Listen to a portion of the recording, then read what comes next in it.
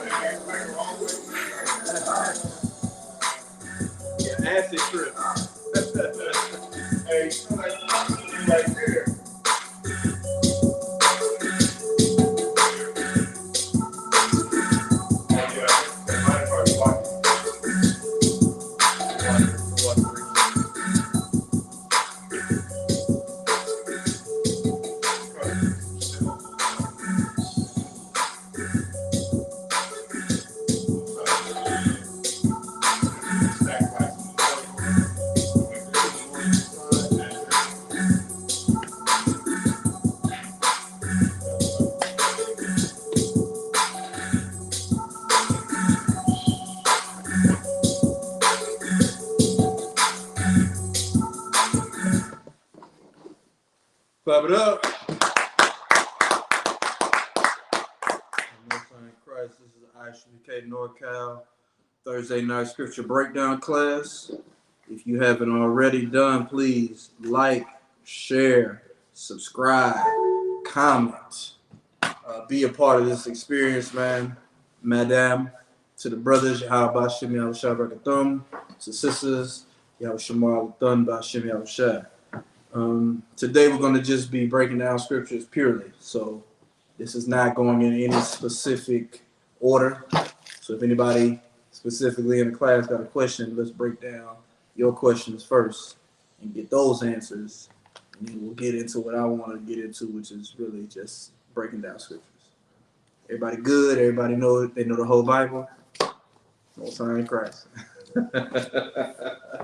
Let me get down. You teach the class. You know what I'm saying? But please keep in mind, March 5th and 6th is Purim. All right, we 2213 McDonald Avenue. All right, I believe that's a Sunday and a Monday. It's not a mandatory high holy day. It's just a holy day. If you can make it, great. If you can't, it's too wild. When it's all said and done, the school is going to be presenting it. So opening it on that Sunday, and 10 times out of 10, Commander General Yohana is going to speak on it on America on Fire on Monday. So just stay tuned and be sure to subscribe to that. Is America on Fire? Come on, sir. Yeah, I think it's America on Fire. Yeah. Is that because I was looking for Black Watch last week, talking to my rib about it, but I couldn't find it. Yeah, the devil didn't clipped it. That's why General Muhammad been like, can I say that word lately?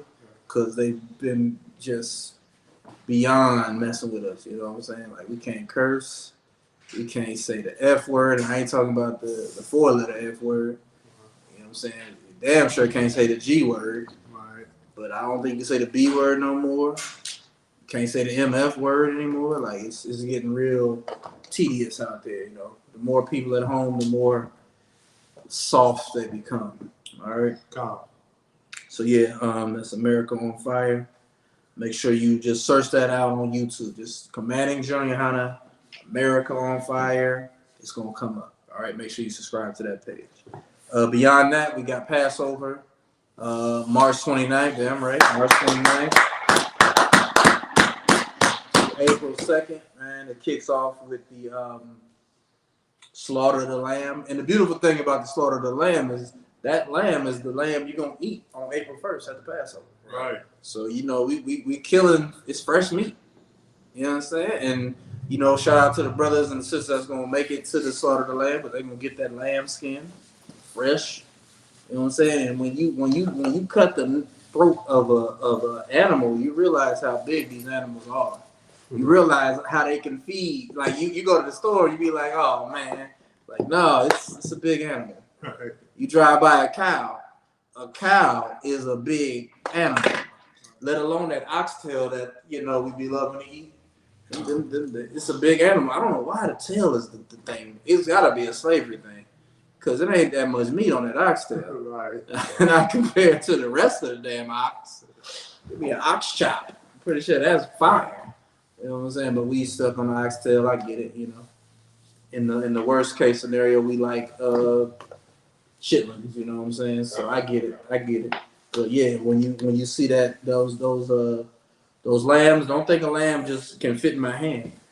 Lamb is big, 50 pounds, 75 pounds, furry. You cut the skin, that's not the skin, the hair off it, and just lost 10 pounds. Right. You know what I'm saying? But that's coming up. We're going to be visiting one of the largest and last standing plantations in Raleigh, North Carolina. You know what I'm saying? Like, it's going to be wild to really be, on a plantation, to see what you went through in your former life. Like, I hope Lord allow me and Nadazab can shoot the video for Willie Lynch at that plantation. You know what I'm saying? Fire, You know what I'm saying? Maybe hire some Caucasians to allow me to put a noose around his neck and pull him up. Not his body physically, but we'll do everything so it looks like he's getting lynched. Lord allow. You know what I'm saying? You know what I'm saying? Outside of that, we're gonna also be visiting the Black Wall Street that was thriving in North Carolina.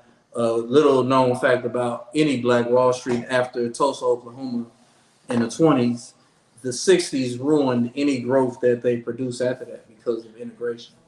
So if you want to know why Black people aren't thriving as much as they could be, it's because of integration. Integration has destroyed us equal to the Christian church. Right. So never forget that. And like I said, we got the all-black party that's going to be happening. It's going to be fire. Myself performing. Nadazab going to be performing. Captain Katazab going to be performing. Captain Akai, Captain Ty Ward.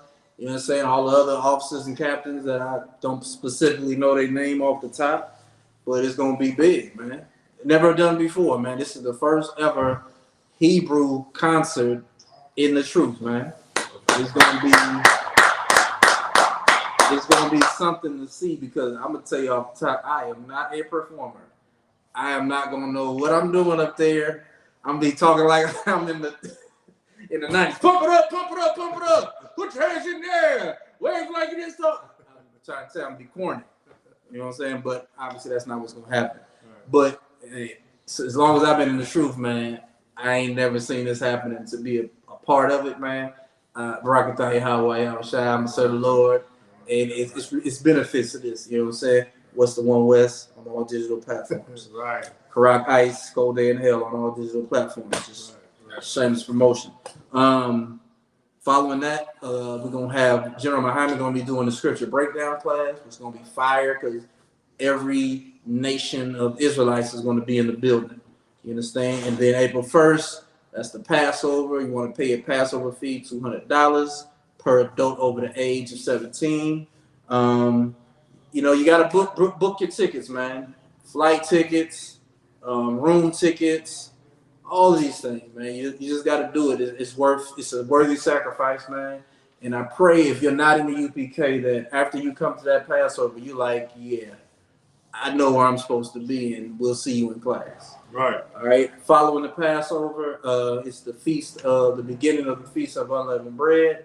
And like I said yesterday, when we do Purim, we'll talk about preparing for the Feast of Unleavened Bread, so you can know where to put your leaven products and how to go about it. All right. So with that being said, let us get into this random breakdown. Let's go into the Apocrypha, Ecclesiasticus, chapter 19 and verse 29. And can someone look up gate, which is spelled G-A-I-T? You have to just use your phone for that. Let's look up the word gate before we get into this verse, because it's the only word that we don't use as Black people, Latino people, Native people on a regular basis. 1929? 1929 and 1930. Go ahead. The definition of gait, the Merriam-Webster Dictionary: a manner of walking or moving on foot. Damn. Second definition: a sequence of foot movements such as a walk, trot, pace, or canter, by which a horse or a dog moves forward. Okay. So that first one was the one. All right. It's how you walk. Okay. Your gait has to do with the way in which you move. In UPK, we march everywhere. Even when we're not marching, we're marching. Right. You hit a corner, right turn, saw, boom. hit a corner, left turn, saw. Something happened behind you, about face. You understand? Or za step. The way you move, it says a lot about you. How you walk says a lot about you. All right, so go ahead and read that. Come on. The book of Ecclesiasticus, chapter 19, verse 28. 29. I'm sorry, 29. So Mhm. like, a man may be known by his look. A man may be known by his looks, which means you can visually discern how a person is by their appearance. They say looks aren't everything. They are. How you appear, it says everything about who you are. All right. So how you stand, you know, I do this to myself sometimes, right? If I'm standing in a location for too long, I'll notice like how I stand, like, Right. shake that up, macho. You know what I'm saying? I'll change my posture because I don't want to even stand weakly. Right. Just because I've been standing in the place for a long time. Just like how it is when we at camp. When you're at camp, you always in a majim or a mam shabbat. You always in fight mode. You know what I'm saying? We always in ready to tell somebody to back up. That's our natural mentality, all right? And as we move into social media more, that has to be how you are even on social media. You know, specifically on Clubhouse and anytime you go on somebody's live. When you're on somebody's live or you're on Clubhouse, you gotta, how you communicate with people is gonna say a lot about you. It's your stance, all right? Go ahead. Come on. And one that hath understanding by his countenance, when thou meetest him. And you're gonna know if a brother got understanding by his appearance, right? So look at these brothers, right? If I could turn the camera, and I'm not saying you ain't got to. If I could turn the camera, you will see brothers with beards. You see brothers with shields of David on their necks. You understand? On their headbands. You understand? You see brothers with fringes. You know what I'm saying? You would see an appearance that says, okay, this is a wise brother, because there's no reason for a nigga to wear the shield of David if he just wearing it as an artifact, right? We wore the cross because we was like, oh, this represents Christ if we was church-born guys. But if you was in the streets, you wore the cross because it meant I got money. You know what I'm saying? I got diamonds in this shit, studded. Oh, yeah, she gonna choose. You know what I'm saying? Especially a pimp. Oh, damn, pimps, they got the biggest chains. You understand? So how you carry yourself, people gonna know you a wise person when they meet you. I mean, you ain't even gotta say nothing. I remember we went to this event and it was all of us. And this sister was talking to 5 or 6 brothers at one time. And then she stared at Tazabah in the soles of his eyes and was like, what did she say, Tazabah? She said, and I'll see you later. I think she said something like that. Am I mistaken? Hey, no cap though. Hey, she chose. I ain't never seen a sister choose that hard. She chose hard, like brakes that squealing. You know what I'm saying? She made it known, which means that his countenance, the way he carried himself, said that's the brother. Of all of the brothers I'm looking at, that's the one I want. Right. And that's how your understanding is going to I like to use big words that I don't understand a lot. It's gonna purvey itself like that. They're gonna be like, oh, that brother wise. You know what I'm saying? Could come out mind with the beard and the braids. They're gonna be like, oh, damn, that man wise. You know what I'm saying? Now he opened up his mouth and he sound like a unpolished instrument. They were like, well, damn, I didn't expect that. You know what I'm saying? But he's not gonna do that. If his instrument is trombone, you're gonna get trombone sound. If his instrument is a clarinet or a cello, you don't get that. You know what I'm saying? But what you don't want to do is be like these brothers in the streets, fake gangsters. Right. You are not a gangster, brother. You like that movie CB4. That's you. You a brother that takes another brother's identity, and then when he get called up on it, you running. Let me tell you my story so you can know exactly why I'm where I'm at right now. Nah, that's not how you want to be. Who you perceive yourself to be, that's who you need to be. All right? Keep reading. Come on. Verse 30. A man's attire. Attire.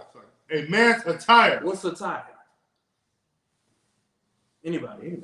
You can just yell it out. It's what you wear. It's what you wear. Right. A man's attire. What a man wears. Go ahead. And excessive laughter. And excessive laughter. Everything's funny. Everything's a joke. Funny. Everything's a joke to you. You understand what you wear, and you're gonna get it in a second. What a man wears. If he always laughing, keep going. And gait. And gait, how you walk. You know what I'm saying? Keep going. Show what he is. What you think this verse is trying to say about this specific man, based on the fact that he's an excessive laugher. Everything's a goddamn joke to this guy. Are you sure you want to try this one, young man? Yeah. He accept the oppressor. Yes, but it's something a little bit more specific. And he doesn't care about God because he doesn't want to be the UPK that he's his last 2 months. That's a good answer. I'm gonna give that. That's a good answer. You know what I'm saying? You can't go with that. Can't go wrong with that. Go ahead. It's pretty much a judgment of character. And what would you say is being judged about this man's character? Compared, like, if I can make a comparison, like brothers here in the ISUPK and the truth compared to brothers in the street. I got you. But what would you think this is saying about this specific brother? Go ahead. You sound like a clown. Yeah. And what do we? Another word for clown? He's probably a homosexual. You understand? He over here, based on how he's dressing, based on how he always laughing at everything. Everything's a damn joke. How he walks, you can infer what type of brother this is. So it's not just specific to homosexuals, but that's just how life works. The way life works is how a man carries himself, what he finds funny, how he moves. You can damn, it's a smart word to use. You can infer on what type of guy he is. Oh, this is a whole he gay. Oh, he sleeps with men. Or, this brother soft. He ain't a gangster. He faking it. Or, this man is hardcore right here. He don't laugh excessively. Everything he wears looks crazy as hell, but it's scary. You know what I'm saying? The way he move. Did you see? Like, you ever walking around and somebody be like, "Damn, were you part of the military?" You just be walking and you would just hit a corner real smooth. And they'd be like, "Are you military?" It's happened to me. That's why I you know what I'm saying? I was like, "No, not the white man's military." You know what I'm saying? But how you move, to you it's normal. But to other people, it's like, why is his arm so stiff while he's moving? Why is he squaring his turns when he moves, whereas everybody else is just lanky? They you a drug addict, you know what I'm saying?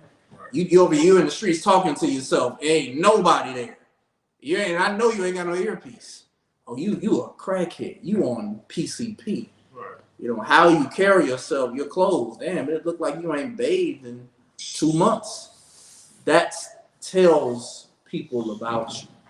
You know what I'm saying? So this has to do with appearances, wisdom, and how you carry yourself. It's going to say a lot about you before you even open your mouth, right? From there, let's go to Ecclesiasticus chapter 34 and verse 1. These are randomness. If anybody has a question or a verse that you want broke down, we can go to that. But at the very moment, I'm just giving you some random breakdown. The one who's got the verse? Okay. The book of Ecclesiasticus, chapter 34, verse 1. The hope of a man, void of understanding, are vain and false. The hopes of a man void of understanding are vain and false. So if you lack understanding, the things you want, they don't make any sense. They're worthless. Right. You know what I'm saying? What would you do if you won the jackpot? Like I said, first we need to Commander Jordan Honey is 10%. Come on. That's a man of understanding. Whatever else happens, go ahead. That first part is all that matters. Right. I'll make sure I get my damn 10% real fast. You understand? Like, but a person void of understanding, they gonna be like, oh man, I'm about to go get some. I'm about to get all the retro Jordans, man. Right. Oh man, I'm about to get gold teeth in my mouth, the good ones. You know what I'm saying? About the they just everything they do, it's vain and it's false. It ain't the way to go about things. The very first thing you should ever want to do with money is pay your tithes. Right. That's how you build your nation. You know what I'm saying? I ain't talking about when if ends ain't meeting, that's a different thing. I'm talking about you got a surplus of money. The first person to get money should be Commander Jerry Hunter. That's I right. remember I got like my settlement on some 401k and they gave me like 15 racks. So 1,500 went to the school at the top. And I was like, could I have used that 1,500 myself? Absolutely. But shit, without that 14, I couldn't have moved where I ended up moving because damn, my credit is horrible. You know what I'm saying? That's been horrible since I was 18. I didn't even know it. You know what I'm saying? But whatever it is, I made sure I did the right thing first before I let all my vain desires and my false sense of securities take over. If you got some wisdom, do the right thing first. Right. All right? Keep reading.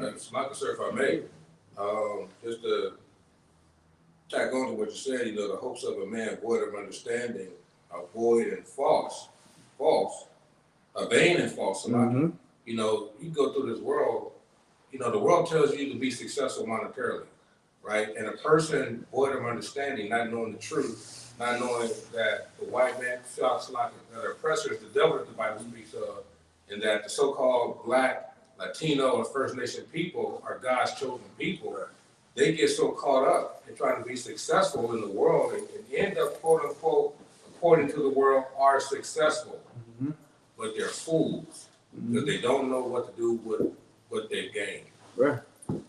The same church that molested you, you'll give them your first fruits. Right. If you got $100 million, you'll give $5 million to that same church that molested you, raped your sister, Right. hid the wickedness that the preacher was doing to your mother and your father. You know what I'm saying? Right. And keep it pushing because you don't have the wisdom to know that you shouldn't support the people that destroyed you. Right. You know what I'm saying? And the UPK been here since 1969. You ain't never heard? You know what I'm saying? You're void of wisdom. Right. You lack understanding, right? And I can tell by your appearance that you don't know anything, man. Right. I can tell, man, when you went to that barber shop and you lined up,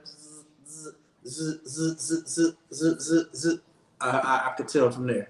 That little thing tells you everything about a man. Right. Just how he does his facial hair.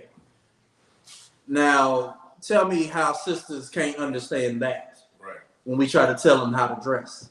Woman, if I come to class, if I come to school tomorrow, this shit just lined the hell up. Every one of you would look at me like, sir, what the hell are you? Did you leave? Are you out of your mind? You leaving the truth? You done with what the hell? Just let me know now. Something as simple as that. You try to tell a sister, hey, that's too tight. You can't come around here dressed like that. I ain't against it. Trust me. Me ain't against it. Right. But you can't wear that outside of the confines of this household. Right. Go ahead. It seemed like we get that whole lined up thing from the sisters, Oh, right? yeah. Because it's just like, you know what I'm saying, they doing all that, you know what I'm saying? Cosmetic They doing all shit to that- themselves. Yeah, you know what I'm saying? The eyebrows, putting the eyebrows, Yeah. shit, they should be like pristine. Like, brother, the way your beard look, that's how you're supposed to look. You supposed look. Let me tell you, a black man's supposed to look scary. Right. Don't whatever that shit is about us supposed to be kind looking, and that's what lining up your stuff do. It really tell people you vagina. It's man, you soft, you killer. But it shows people you soft, man. Like you really like what? You put a design in your head?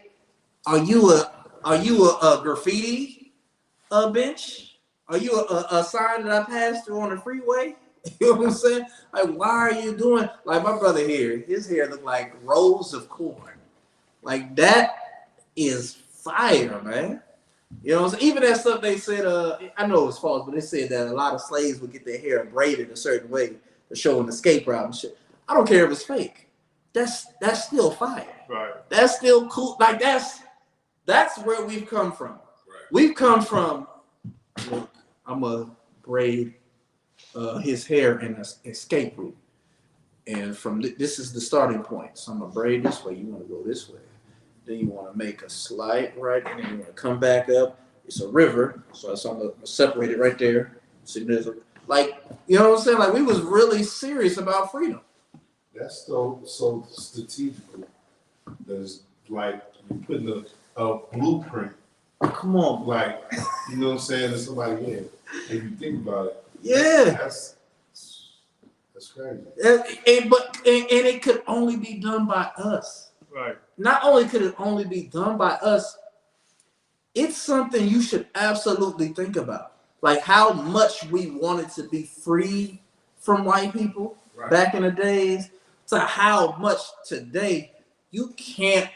If you try to free a black person from a white person, man, it's white knuckles. No, I love.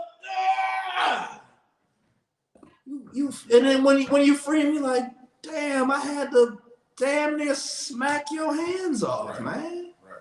You love white people that much? How? Yeah. They've only done everything wrong to us.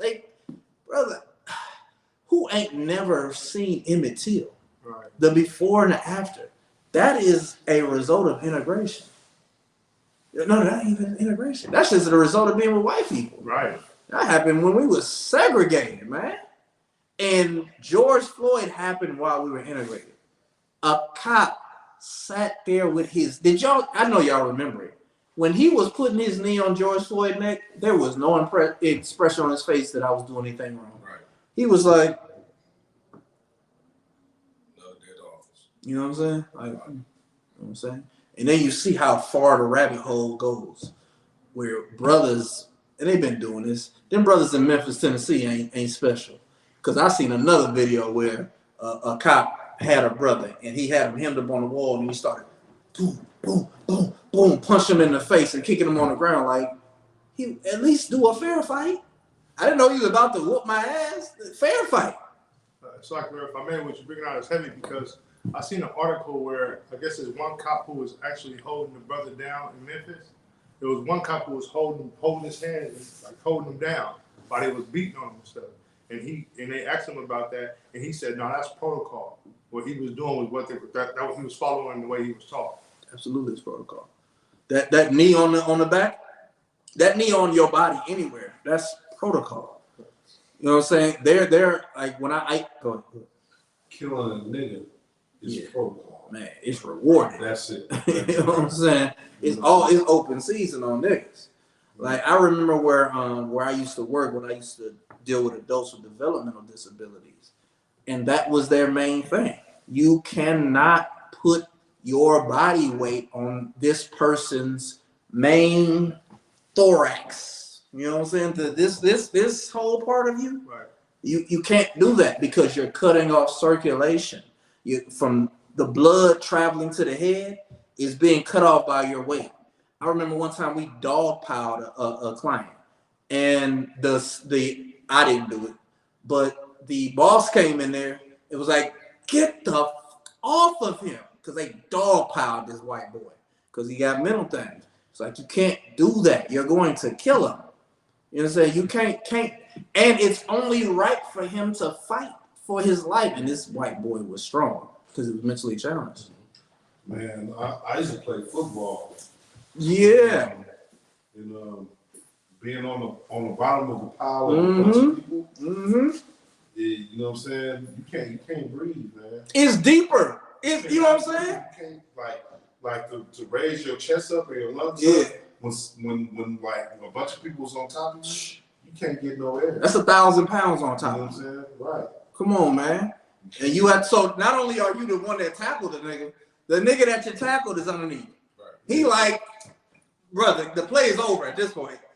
I'm glad that this ain't crushing my dome, but I'm not getting no air from here. Yeah. I'd rather them people be on my head than just on my back. Yeah. You know what I'm saying? Because I can't get no air because all that weight is on me. Yeah. Your lungs can't expand. Exactly. You know what I mean? You know what I'm saying? So and just to know that all of this comes from us, how shall I say, not having any wisdom. You know what I'm saying? Not considering that how it used to be is just as horrible as it is today. And loving on these people is hurting us more than it was. Like being it, like I think the generals have said it many times. It was better during segregation because at least we had a clear enemy, a clear like who's against black people, them folk over there. But now we intermarrying, you know what I'm saying? We integrated, and we just don't know who to, you know, if like Lil Wayne loved white people because a cop saved his life. I think he was in a fire or some shit like that. You know what I'm saying? Like that don't give all of them a pass. Like that one, but the rest of them is still the devil. I'll let you have the one you like, but you know, you can't just pass everybody else. All right. Let's read the bottom of Ecclesiastes 34:1. Concert. And dreams lift up fools. What did Martin Luther King say?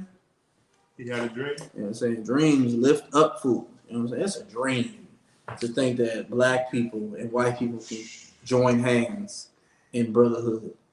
It's not pop. The origin of our relationship with the Caucasian race is why we can never be friends. You enslaved me and my people. Well, it's on site every time. Right. You know what I'm saying? The only thing we don't do on site is murder you.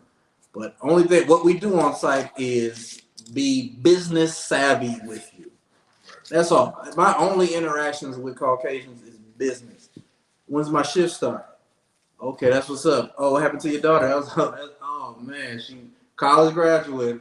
Right on, man. Hey, you want to have a drink, Karak? First off, I don't know who taught you my name is Karak, but second off, hell no. I clocked out 5 minutes ago. I don't even know you right now. You know what I'm saying? You should get the hell away from me because I'm going to camp. You want to come? Hey, you want to come with me to camp? Actually, yeah, you'd be great. Oh my God. You made me kiss your boots. Damn right. It's nasty, huh? The bottom of it tastes good, huh? Hey, what do you say? I'm damn near a gangbanger, right? I'll be going in training and I'll be having my ski mask on and my cover and my shield. And he's like, please don't shoot. We don't have anything. Like, you know, I can sue y'all, but I got better shit to do. Verse 2. The book of Ecclesiasticus, chapter 34, verse 2. Whoso regardeth dreams is like him that catcheth at a shadow and followeth after the wind. If you regard your dreams, try to catch the shadow. It's right there. You'll never catch it. That's the point. You Peter Pan in this beat. You know what I'm saying? It's like you trying to grab wind. Try to grab the wind. Just do this and grab it. It's not there. By the time you open your hand, it was never there. You're not catching wind, which means if you regard dreams, you're foolish. You don't have any wisdom, no understanding. It was a vision while you were asleep. You know what I'm saying? If it's anything in that dream, okay. But you shouldn't base your life on the dream. You should base your life on reality. Right. The reality is keep the law, statutes, and commandments of the Lord so we can rule this earth. That's right. You know what I'm saying? It's a dream to think that the Lord gonna give us power if we break his laws. If we believe that if the law is done away with, brother, that's a dream.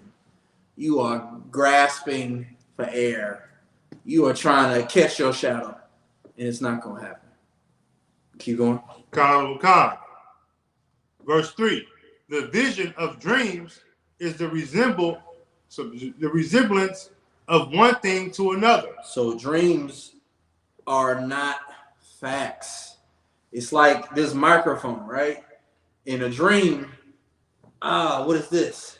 It's like, I think it's a microphone. It looks like it, but it wasn't a microphone. You're thinking the dream is about the microphone.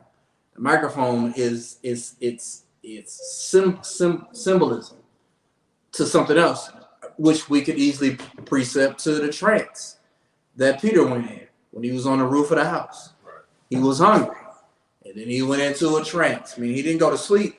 His eyes was open, and he had a vision. And in that vision, he saw a sheep come down from heaven with all manner of four-legged beasts. The voice from heaven said to eat. He said, no, my Lord, since my youth, I've never eaten anything unclean, common unclean. He said, anything I clean won't call common unclean. Whole time it was about men of Israel that had been living in the world. It looked like a sheep of unclean animals, but it was really about men that are Israelites living outside of Israel like heathens. They were living unclean lifestyles. It wasn't about eating unclean flesh or food, you know what I'm saying? But that's what it's like. So when Michael King is his name, Orgy Mike, that's his actual name. If you want to look up Martin Luther King Jr.'s birth name, it's Orgy Mike or Mike Orgy, okay? So his dream was never possible because ultimately his dream was just him being a closet homosexual orgy man. He just wanted to, and they're going to release the tapes. Right. Just live a little bit longer. You know what I'm saying? It's 2023. Live till 2033. By 2033, they will have released the Watergate tapes. Not what we hear about them. You'll actually hear Martin Luther King telling white men to get down and get dirty. Telling white women, I'm not a nigga tonight. You're going to hear it out of his own mouth. And his image is going to be destroyed because his dream had nothing to do with what you were there for. His dream was about God, but it was really about him being angry that he couldn't see a movie when it came out for white people. That was the start of his desire to get equality. A movie came out, it didn't come out in the black theater, and he was mad that he couldn't go to the white theater and see it on the day it premiered. Look at us 60, 70 years later. Who goes to the movie anymore? Right. I'll wait till it come on Hulu, Amazon Prime. Right. It wasn't worth it. None of that dream was worth it. All right. Keep reading. Khan Khan. Even as the likeness of a face to face. You know what I'm saying? It's like looking at one, it's like how we say to come, look just like Christ. But he ain't that image of Christ that we have. Right. But it looks like it, but it's not it. That's what a dream is. It looks just like something. You know what I'm saying? Have you ever been in a dream where you was driving? You ever had a dream where you was, or I was in a dream, I was parking a car. And I was doing all my movements to park the car, but I was like, I'm about to crash into this car. The way it's set up, I'm not turning this wheel fast enough or hard enough. And I hit the other car, and I was like, this gotta be a dream. I woke up, I was like, thank you. I still have a job in the morning. It looked like it, but it ain't it. That's people that cling on to dreams, you know what I'm saying? That's your Miss Cleos and your psychics. They don't know what the hell they talking about, man. Right. They just throwing words out there and whatever one catch, boom, okay, boom. If that word got you, then this is the next set of words I throw out. One of them catch you, boom, all right, boom. Now all the words, that's all they're doing. There's a play being ran on. Don't follow dreams, man. They just visions. All right, any questions, anything? Good to go?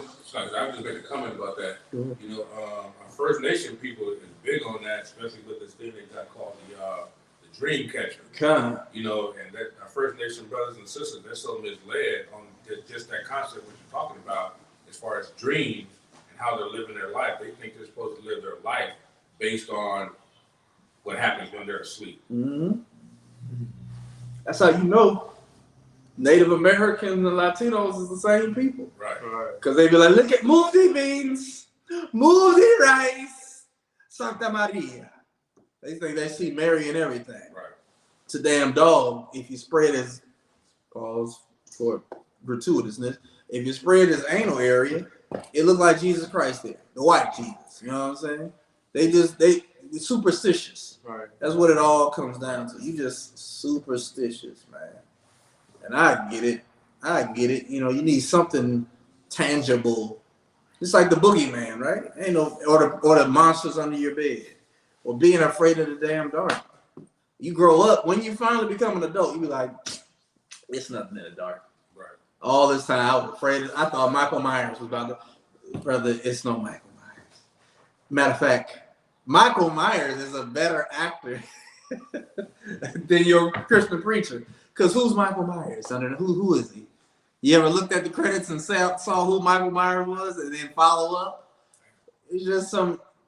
What's happening, young man? So Michael Myers he's a person who was dead Yeah. before, but then it's like it was in a movie or something. Yeah. Like it's like he came back to life, but he just wasn't a good man. You're like a zombie, huh? Yeah. Yeah, exactly. And zombies are not real. They're not real. There ain't nothing in the dark. If it's something, you know what's in the dark? A white man in camouflage trying to shoot you because he's a cunning hunter. Right. That's what's in the dark. But as far as it being a boogeyman, a Loch Ness monster, a creature from the Black Lagoon, Jason, Freddy Krueger, you know they all white men. Now, ain't that kind of weird that all the scary stuff is? And Candyman ain't even a bad person. If I'm not mistaken, Candyman is like a representative of how black people was tortured. So he turned around and killed the people that tortured black people. Right. He was actually a good guy.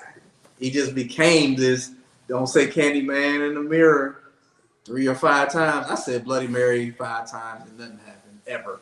Go ahead. Candyman fell in love with a devil. I And that was his downfall. But I think that's the story they told. But when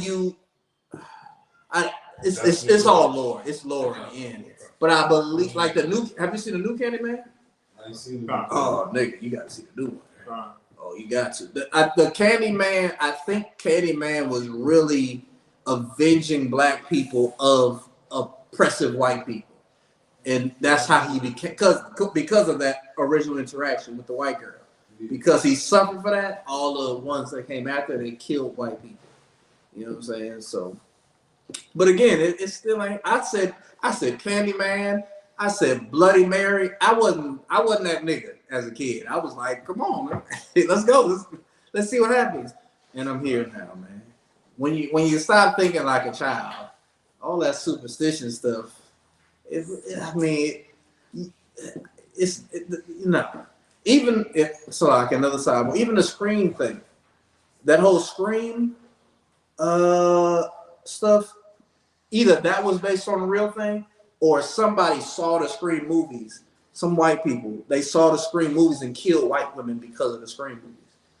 You know what I'm saying? Like people that are childish in their mind, they take that stuff for real. Just like the movie Belly and Shatas. Nigga, they're not those people. That Bob Marley's son ain't no gangster. DMX, he might have been. Yeah, said nah, all right, maybe. But Bob Marley's one of his sons, they weren't. They came up in a well nourished household. You know, so it's a movie. It ain't real. A perfect example is like all the characters from Boys in the Hood. Come on.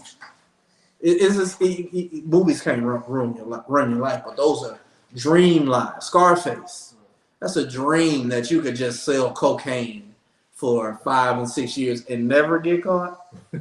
Never get caught. And then when you do get caught, there's a way out. And then on the way out, you get killed by the person that you originally sold drugs for.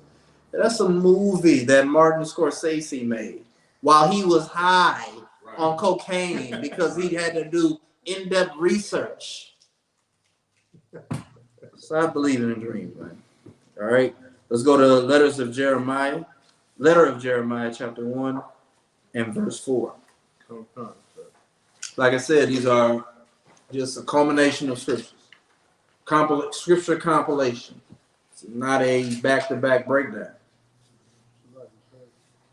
letter of Jeremiah is a very obscure one chapter in the Bible.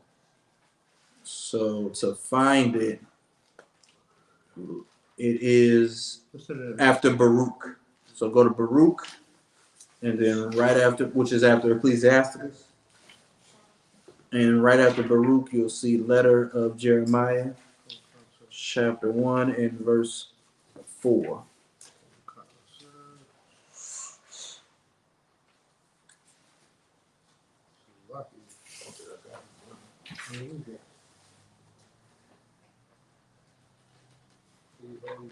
What's right? You at Baruch?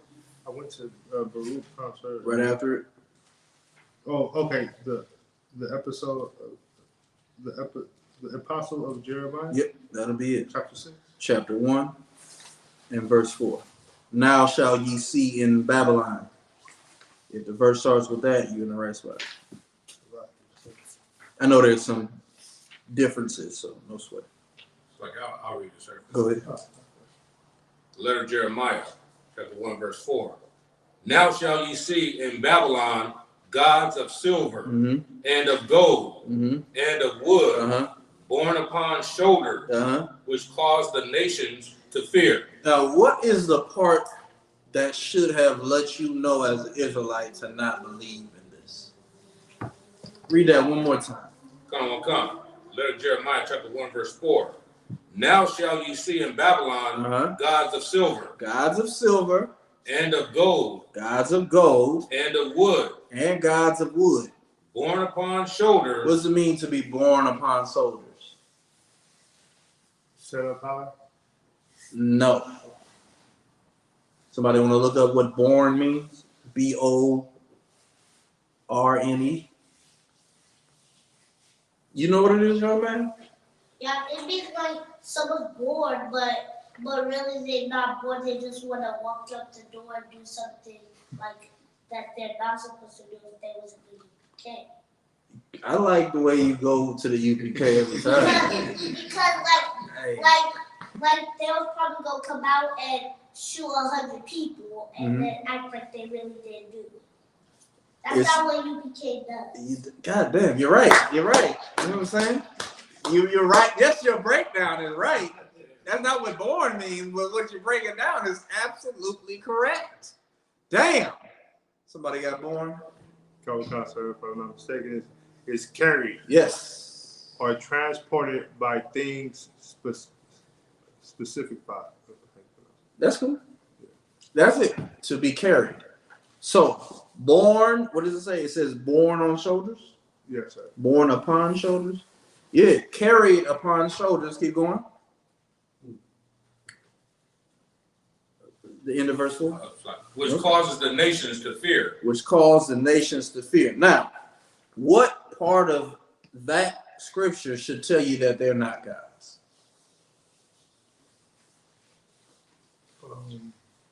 And we just made a big fuss about it. You ever read Bel and the Dragon? Or Nahum? Habakkuk? Some good reads.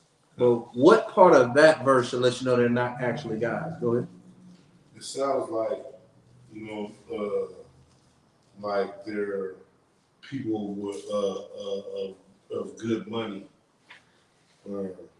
Kind, but what lets you know that those gods of silver, those gods of gold, and those gods of wood, what part of this verse should tell you they're not actually gods? Because they're carried on the people's shoulders. Wow. That's it. That's it. How the hell are you a god if I gotta carry you? That don't even make no damn sense. Didn't you start all of this? So your legs don't stop working at the end, right? You know what I'm saying? What's a really good precept? One second, young man. What's a really good precept for this? Isaiah.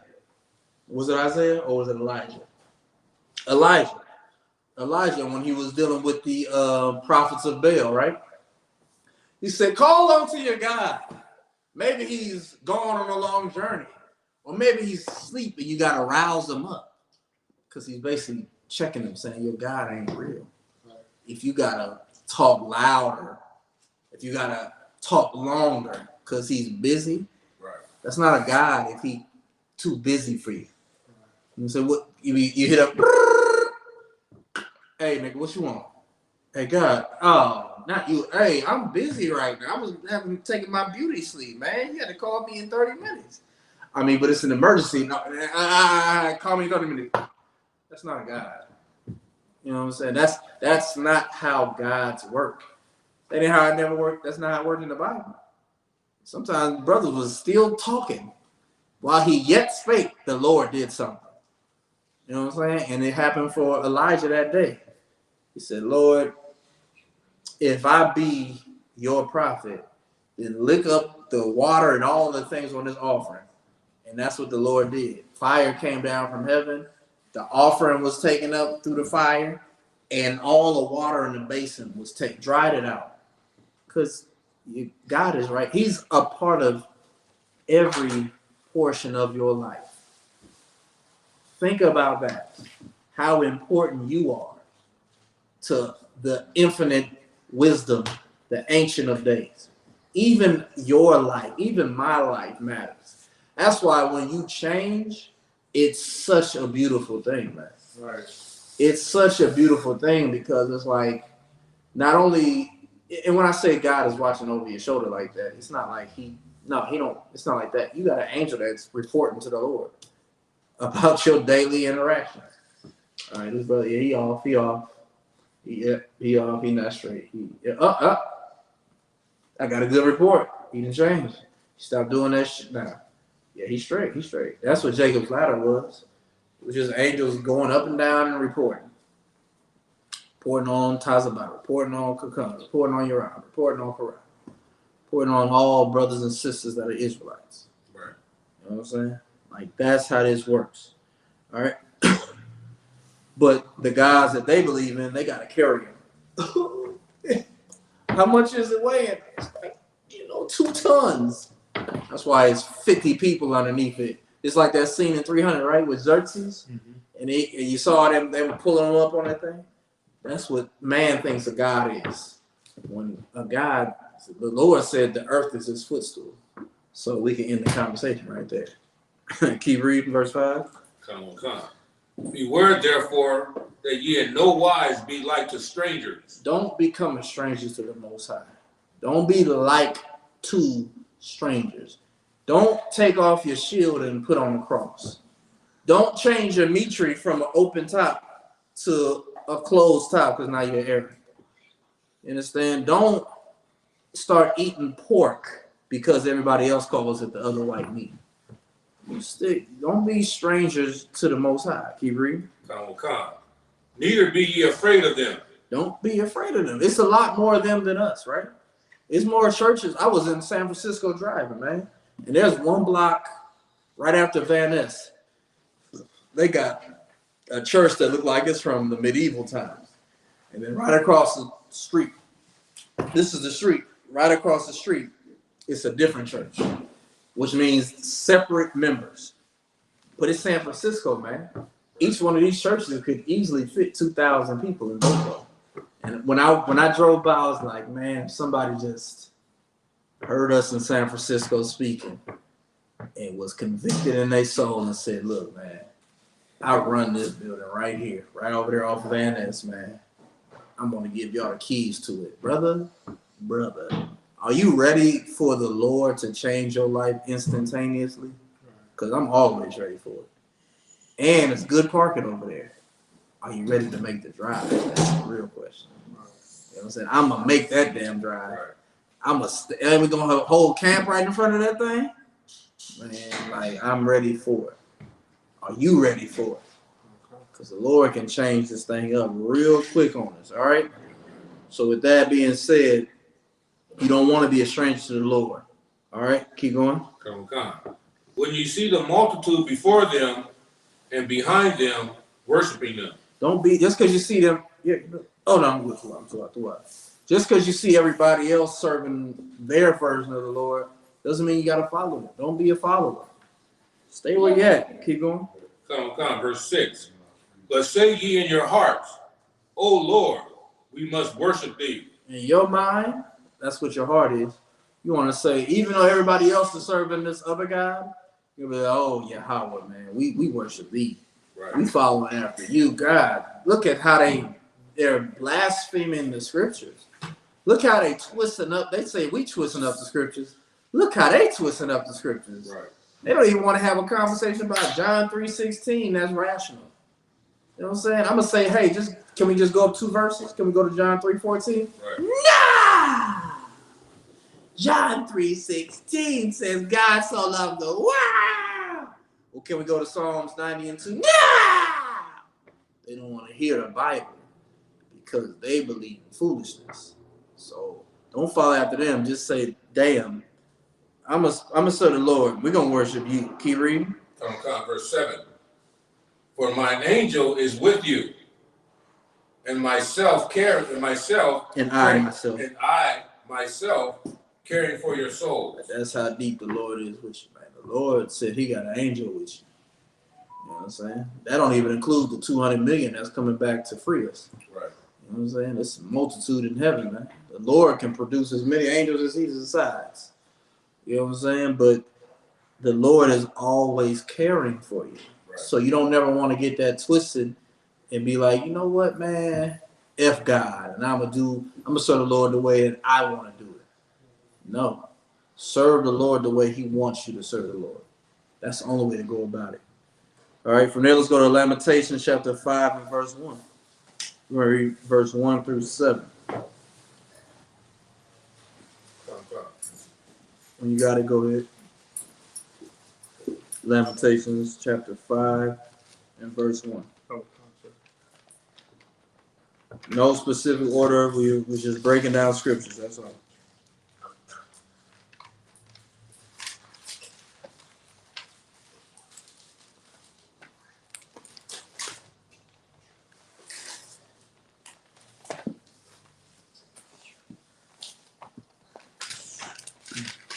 I believe it's after Jeremiah.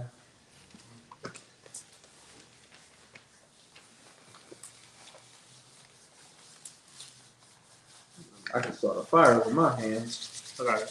Chapter Go ahead. 5, verse 1. Okay. The book of Lamentations, chapter 5, verse 1. Mm-hmm. Remember, O Lord, what is come upon us. Mm-hmm. Consider and behold our reproach. Like we saying, Lord, look at everything that's happened to us and see how bad it got for us.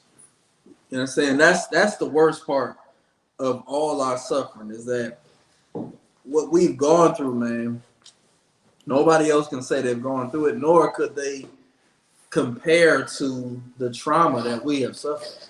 Right. Like, I'm trying to tell you, man, it is the weirdest thing to be a people that don't think they can live without white people. Right.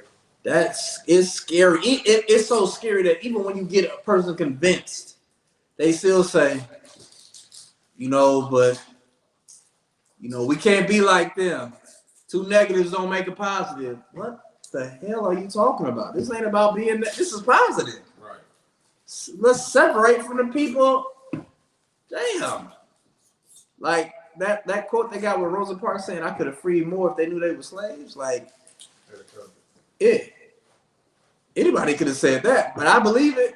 I believe her because looking at people today, you can't get them to stop eating pork. It ain't even that good. Once you stop eating pork or shrimp, Right.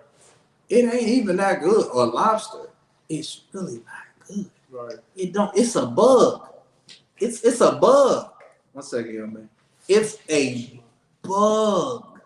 Why do I have to convince you not to eat a bug? If you want to eat bugs, man, just go in your house and look for a spider web. I had a spider crawl on my jacket the other day. It wasn't my cover, it was my jacket. If you want to eat a bug, then just, when it's crawling up, you just open your mouth and then eat the damn spider off your arm. If you want to eat lobster that damn bad, you like shrimp? Well, it's roaches in your house. Right. Just when you see a roach, don't turn the lights on. Just sneak on the roach real slick, like turn the lights off before the roach know it's dead in your mouth. You damn Men in Black reject. Stop being a weirdo, man. You don't want to. Go ahead. You remind me of Lion King, Timon and Pumbaa. Right. yeah. Basically that. You want to eat bugs so damn bad, go into the woods or the forest and just lift. You ain't even got to go that far. You know that rock in your front yard that you don't, when you cut the grass, you don't never lift it up? Wait for the rain to come back again. And then lift it up. It's going to be so many damn worms underneath there. Right. Have at it. Since you want to eat electric eels and escargot, you want to eat snails. Well, when it rains and you see that snail on your front porch, just lift it up and enjoy yourself. You understand? Like that's what the people around you are doing.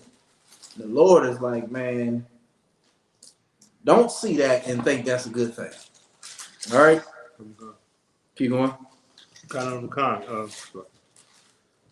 Consider and behold our reproach. And so I got off track.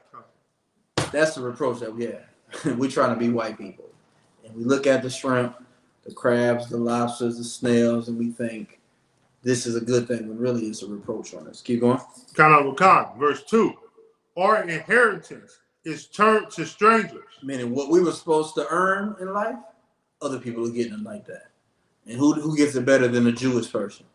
Shout out to Natazar for the DEFCON 4, man. Right. This and that mother kosher drills or deals, whatever the hell his name is, because they're faking it. It's a whole copyright infringement, identity theft going on with the Jewish man. You understand? Our inheritance is turned to strangers. Keep going. Our houses to aliens. They trying to call Latinos illegal aliens, when them Jewish people is the most illegal aliens on planet Earth, man. They have stolen not only the land, but the identity. When a white person in America can never claim to be a Mexican, even though they do it in the movies. Right. What's that movie? The Mexican. It's a brother that's not even a Mexican. I think it was it Johnny Depp in that movie or something like that? You know what I'm saying? It was Brad Pitt. Because Johnny Depp is native, if I'm not mistaken. But yeah, Brad Pitt, the last Mexican. The Last Samurai. Once upon a time in Mexico. You know what I'm saying? These dudes don't eat. Yeah. You know what I'm saying? Selma Hayek. She's not even a Latina. She Armenian or some shit like that, man. She's not Israel. For real. Her father is Armenian. Well, you see how you didn't know about that until right now? That's because they faking who we are. We be growing up loving them, and they're not us. That's how the cookie crumbles. You know what I'm saying? But our houses to aliens. Keep going. Verse 3. We are orphans and fatherless. Our mothers are as widows. Is that not the plight of blacks and Latinos? Right. Show me a white person that's suffering that right now. Where they at? Point them out to me, and then I'll believe. But it don't happen. You understand? Keep going. Verse 4. We have drunken or water for money. We have what? Drunken or water for money. Whose water? Or water Their for money. water. Or water. No, somebody else's water. Or water. The white man's water. Or water. We've been drinking our own water for money, which means as the rain falls out of the sky and the water cycle goes around, we're being charged for what belongs to us. You know, white people had water too in the Caucasus Mountains. I don't know if it rained there, but if it did rain, that was their water. Well, Native Americans, this is their water. This is our water. And I'm trying to tell you, I can't watch Pocahontas, and I'm a grown ass man. When she jumped off the waterfall at the beginning, after she hit the water, I turn it off. I'm not watching the rest of this. I'm not watching this tragedy of white people stealing this land. I can't even watch an animated movie, let alone I have to pay for water out of these mountains that are definitely in America. What the hell is wrong? I'm surprised we don't have a Rushmore water company with them 4 devils. Like that would just kill us. That would kill me. You know what I'm saying? Like I would, you know, in the world I would have got it. We just went to Rushmore. And in the truth, I'd be like, yeah, I can't drink that, man. I'm liable to burn your water factory down. I know you'll be able to put it out because of the water you got here, but but no matter what, it'd be hard for me, man, because I mean, money is hard on me.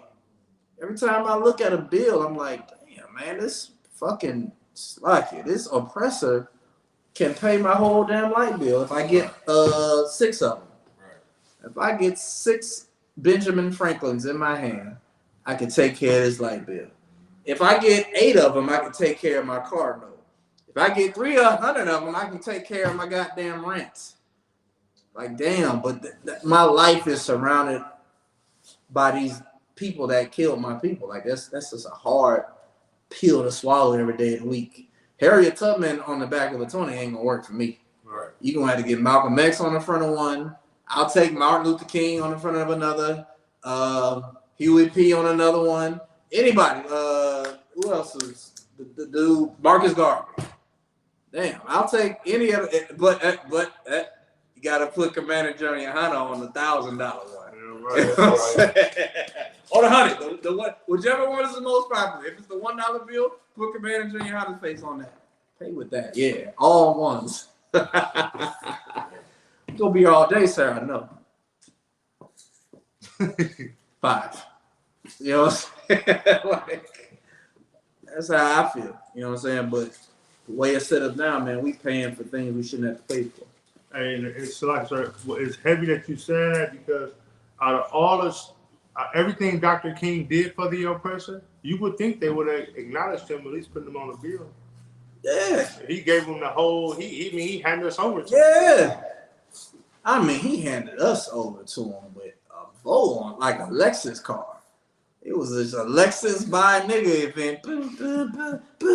This winter, unwrapped niggas. And here we are. More new niggas. Hey, white people, love you. Right. Yeah. Why he ain't on that bill? Right.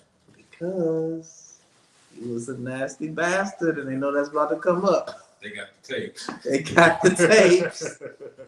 But they want to put Harriet Tubman on like the 20. They talk about that. Yeah. And then, but you know what I'm saying, the way that they do it, it's just like it's more manipulation because they choose to put a woman on there before they put a man on there, which you know what I'm saying, is like the new thing that they're doing in this feminist movement. Yeah, pitching our women against, you know what I'm saying, Yeah. the men. Absolutely. You know? Absolutely. Because I mean, I personally would be like, put all black inventors on the money. Mm-hmm. And remember that Benjamin Banneker designed Washington for y'all. Remember that, what's the dude with the peanut? George Washington Carver. Remember the dude with the cell phone, the internet. Put them on it. Because if you do it, it will give us some strength. A little bit. Because then when we say Jesus is black, then black people will be like, I'll let the words match the image then. You know what I'm saying? And it's a small thing, man. I've talked about this for years now. If they didn't paint Christ white, they wouldn't have been able to enslave us. Right. Because if you kept Christ black and you believe that Christ is God and you worship Christ, how are you gonna lock up the people, enslave the people that look just like Christ? Now, would they do it anyway? Sure, but at least something would really stand against them. You know what I'm saying? Like the turning of things upside down was important to our destruction. All right, keep going. Khan, in the middle of the last sentence in verse 4. Read the verse 4 from the top. Khan, sir. Mm-hmm. The book of Lamentations, chapter 5, verse 4. Mm-hmm. We have drunken our water for money. Uh-huh. Our wood is sold unto us. We buying our own wood to build our own houses, man. Like that's out of order. It's like a native having to get a grant to go to a college in the United States anywhere. It don't make no damn sense. And that's the point. Like black people pick cotton. I should never have to pay for cotton anything, right? I should just walk in Walmart like, hey, I like how that look. Shalom. It should just be like that. But I have to pay for cotton-made products when you wouldn't have this if I didn't get enslaved, which on a sidebar is an amazing thing that the Lord could produce something that comes out of the ground that is tangible enough to be picked, woven into clothing. Like that's just like you think of something coming out of the ground, it's food, right? Or a bush.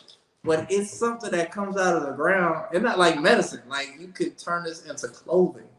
That blows my mind whenever I think about cotton. But nonetheless, my great grandparents, they pricked their hands on that. You know what I'm saying? Like I bite my nails. They would be like, yeah, you're gonna have a hard time picking cotton if you keep biting your nails. You probably one time you bite your nails and you be in that field like, I'll never bite my nails again because I need that ability to pull this without pricking myself. You know what I'm saying? Like it was a strategy, even onto the damn slave songs we were singing. Swing low, sweet chariot, come forth to carry me home. Like we was serious. That wasn't just music. And it wasn't recorded. Like it's so many unrecorded portions of our history, man. Right. Oh, just the thoughts of it, man. It just blows my mind as to how great of a people we are that not only people don't know, we don't even know. Harriet Tubman was probably one of many. Nat Turner was one of many. Right. It wasn't just one person. It's just that one person got the notoriety for it. Because why would they ever try to tell us about all the slave revolts, all the Underground Railroads? They just want you to, because mentally, all I think of was Harriet Tubman. Right. I don't think it was 1,000 Harriet Tubmans. I think it was just one sister got lucky when that ain't how nothing works. A network is a network. You know what I'm saying? Whatever. Let's keep reading. Verse 5.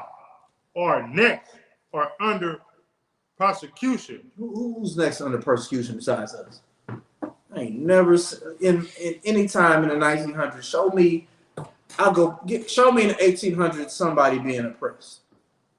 Anybody? The Chinese. Show me the Chinese being oppressed. Who's oppressing them? Oh, other Chinese people. Okay, that works. Oh, the Africans. Show me who's oppressing them. Oh, other Africans. Yeah, that makes sense. But when you come to black people and Latino and Native people, who was oppressing us in the 1800s? White people.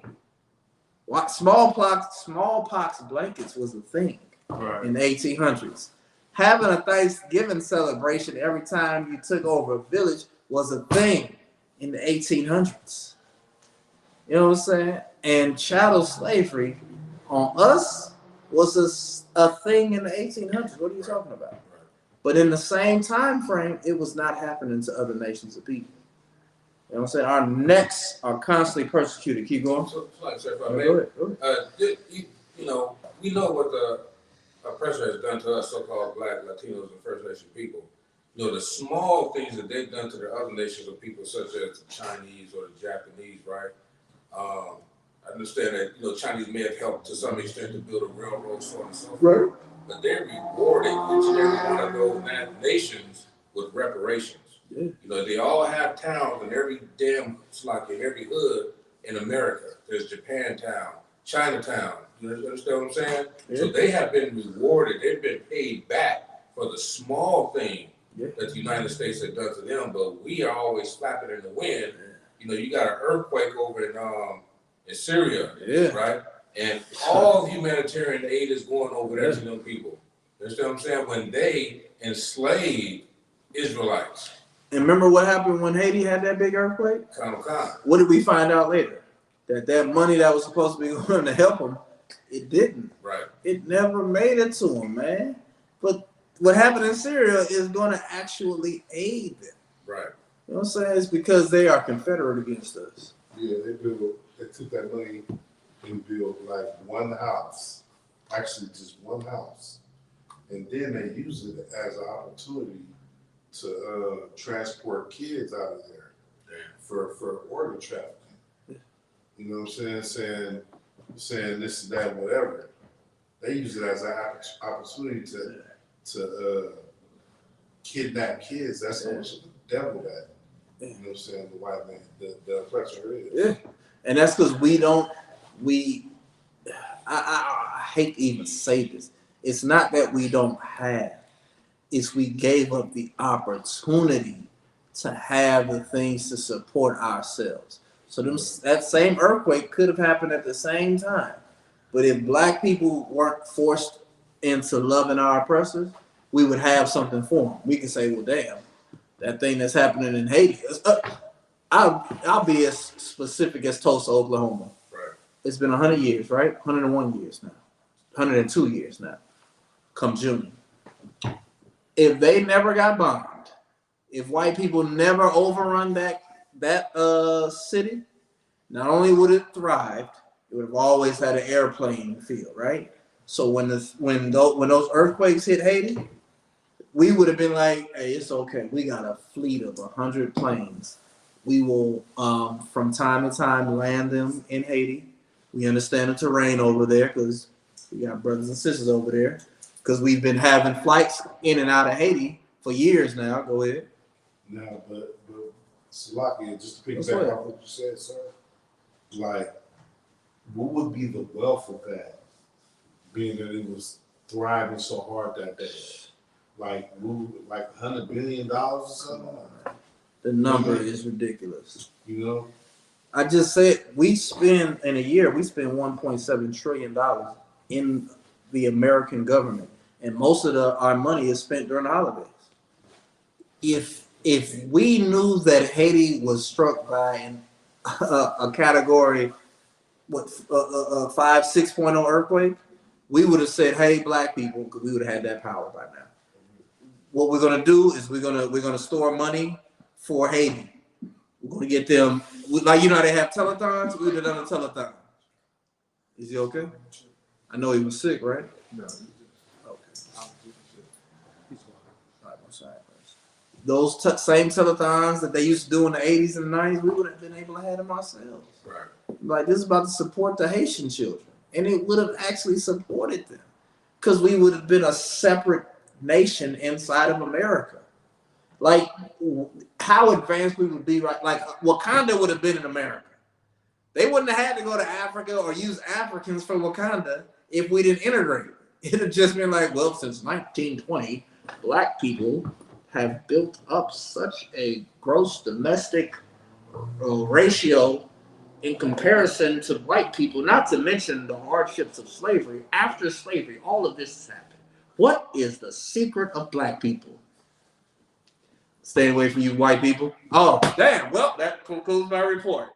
I'm the random white guy they allow to get into their nation and do these reports. And I'm signing out. It would be like that. We would be so separate. It wouldn't be no Grammy Awards that we cared about. Oscars. We'd have our own separate everything. Right. But because we wanted to be like everybody, now we got to pay for our water, buy our own wood. Let's keep going. Where was that? Come. Our necks are under persecution. Keep reading from there, verse 5. Come, sir. We labor and have no rest. Keep going. Verse 6. We have given the hand to the Egyptians and to the Assyrians to be satisfied with bread. We've given our hand like a woman that extends her hand to a man. Here, I'm following after you. That's what we decided to do. All right, and that's only hurt us.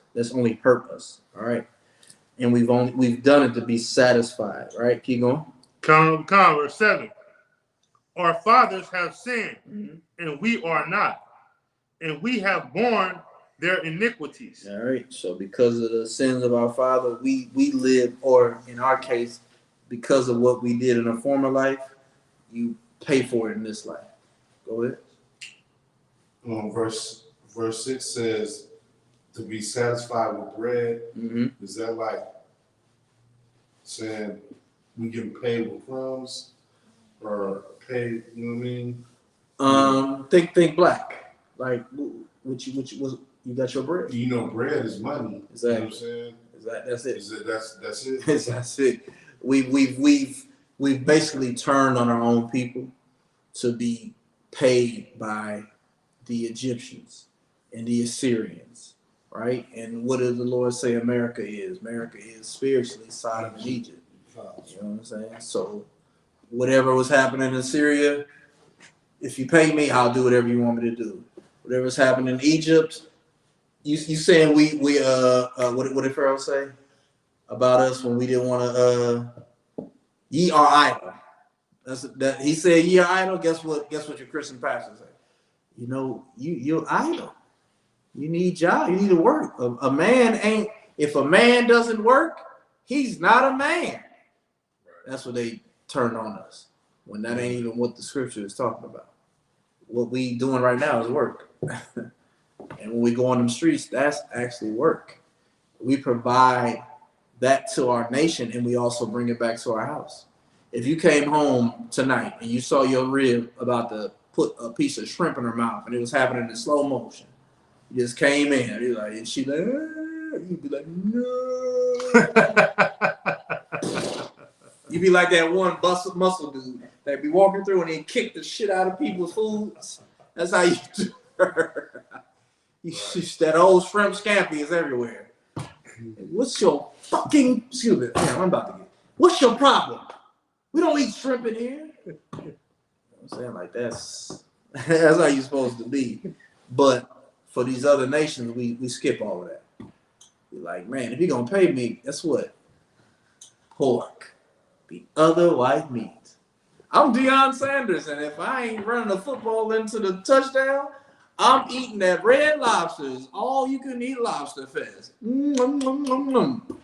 Or MC Hammer with the popcorn chicken, even though chicken is lawful. But you'll just, for money, for bread, what you want me to do? I'll do whatever you want me to do. All right?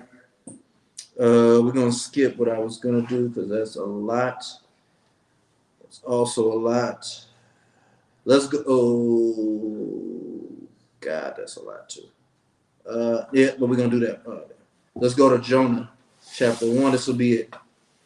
Jonah, chapter, matter of fact, the whole first chapter of Jonah. That's it.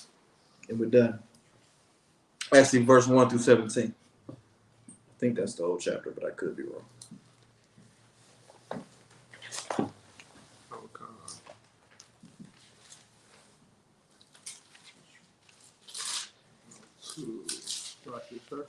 You said chapter 1, the whole chapter 1? To verse 17. I think that's the whole chapter. Is it the whole chapter? 1 through 17, sir? Yeah. Yes, that's the whole first chapter. Okay. Yeah, let's read that first chapter. It's a good chapter, but let's go. Come on. The book of Jonah, chapter 1, verse 1. Now the word of the Lord came unto Jonah, the son of Amittai, saying, Arise, go to Nineveh, the great city. That great city. Nineveh was like America, basically. Go ahead. And cry against it. Speak against America. Go ahead. For there is wickedness is come upon.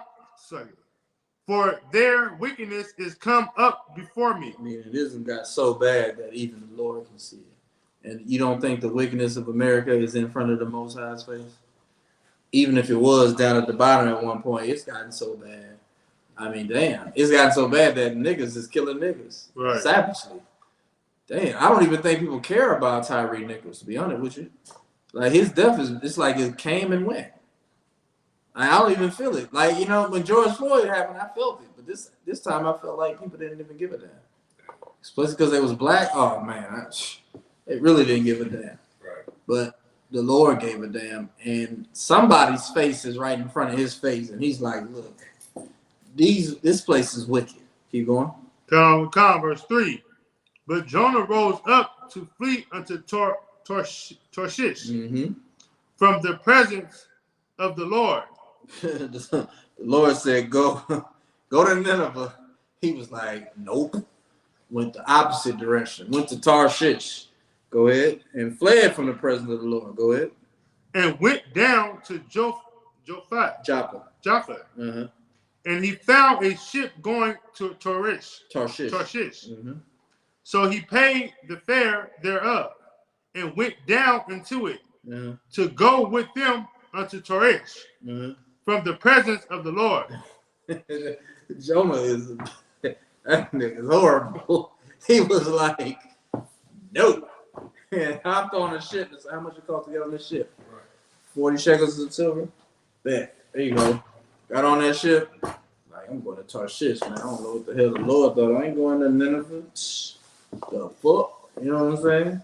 You got it. Jonah would be considered Gen Z, basically. You know, he's the Gen Z of that era. You want to click this right here. It's a low power. I know it'll die. This is it, but I know it's gonna die. Cool, no sound. Cool. You know what I'm saying? He said, man, I'm gonna go to Joppa, pay for this trip to Tarshish, and I'm gonna keep it pushing. Go to verse 4.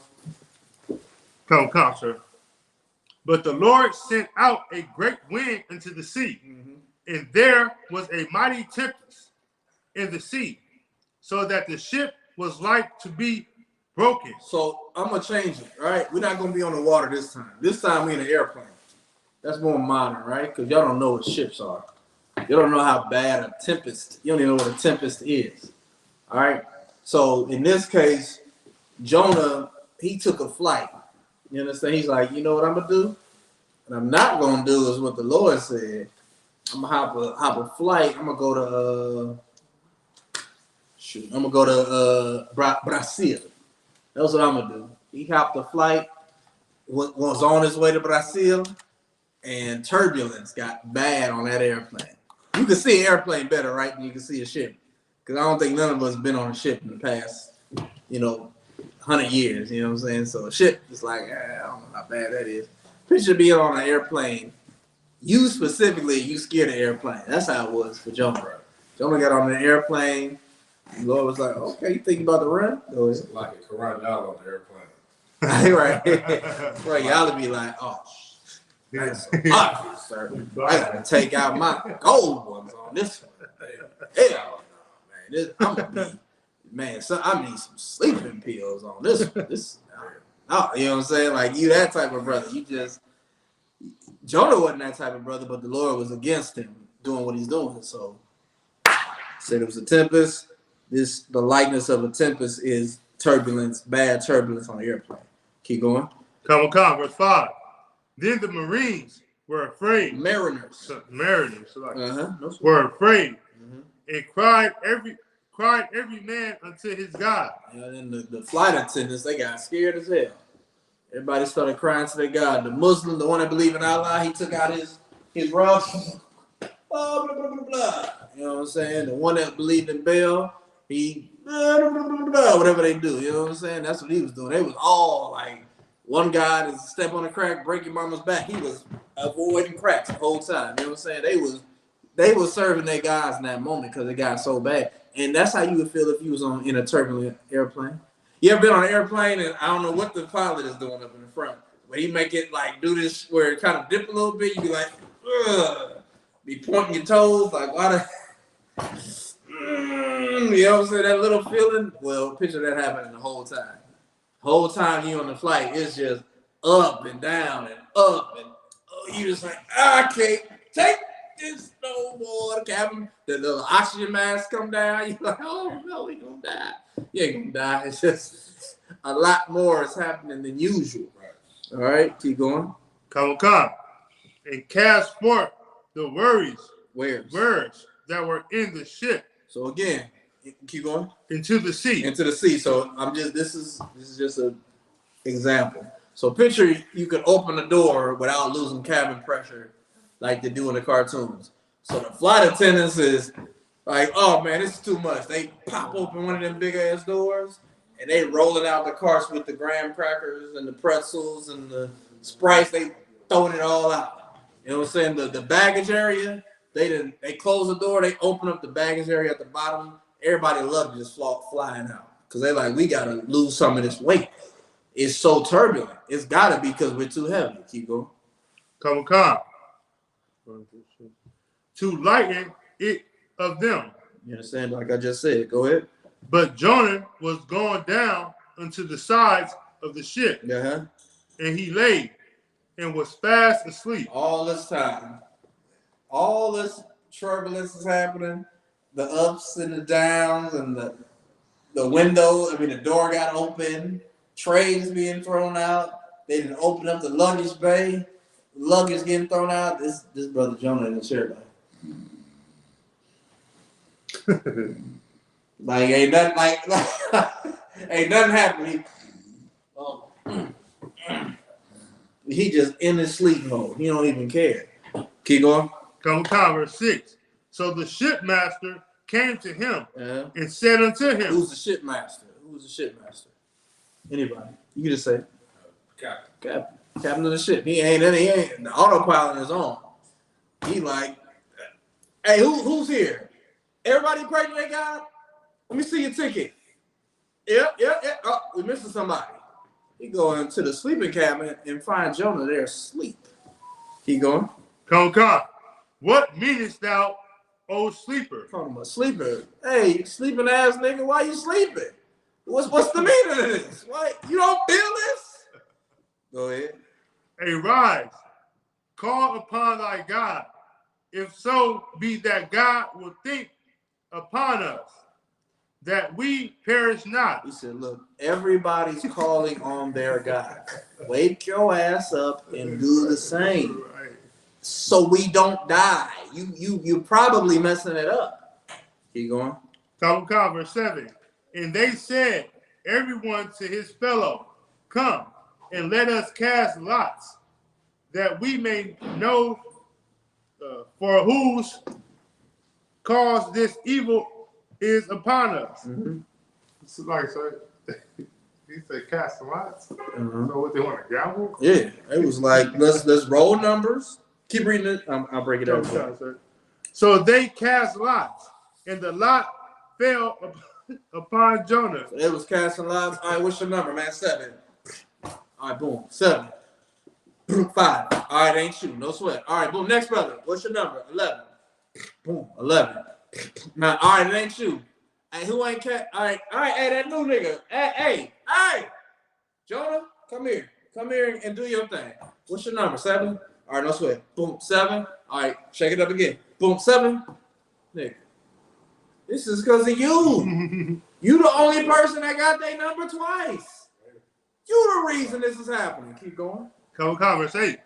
Then said they unto him, tell us, we pray thee, for whose cause this evil is upon us. Like, since this is your fault, why in the hell are we going through this right now? This is horrible. Why is it happening? Keep going.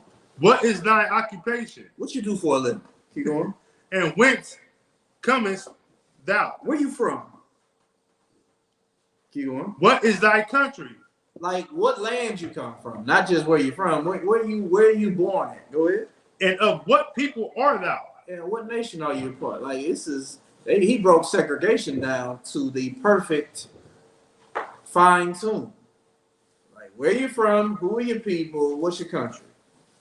Look, we need to know who the hell you are, because the lot fell on you. That means it's your fault that we're suffering this on this ship. Keep going. And he said unto them, I am a Hebrew. Gave him where he's from. And I fear the Lord. Gave him the God that they serve, Yahweh. The God of heaven. The power of heaven. Go ahead. Which hath made the sea and the dry land. Nobody else God is like that. Nobody else God can they say created the heavens, is the God of heaven, which made the sea and the dry land. You know what that means when you say that you serve a God that made the sea and the dry land? What are you saying? Like if I make sure you say you serve the God of Israel. A little bit bigger than that. You serve the one and true God. That, but you're not saying it right. The Alpha and the Omega. That's Christ. But Jonah said, I am a Hebrew.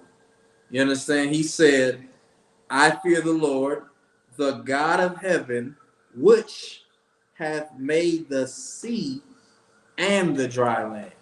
If your God made the sea and the dry land, what are you saying? In ancient days. Yes, but what are you actually saying? The true God. Yes, but what are you saying specifically? If God created the sea, I'm gonna let you answer, right? If God made the water, if God made the dry land, what are you saying that God is? Well, God is the king of this world, so I'm gonna lock in that God's not the oppressor, he's the king. He doesn't fear the people that's devils. He doesn't fear. Okay, wait a minute. You're going off. You got the right spirit. Don't get me wrong. Listen. He's the God that, let me get my verse again, that hath made the sea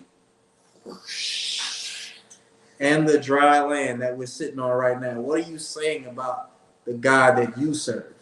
Like if I may, sir, he's the only God that matters. He's the one true God. Yes. One true power. But what did he make? The sea and the dry land, which would make him the God of what? Of what we're going through? No. Everything. Huh? Everything. Which is The sea and the earth. what it The Most High. wait a minute. The earth. The earth. He created the earth. I serve the God that made earth, Right. the planet. That's not regular. Their gods is the wood god, the golden god, the god of the wind.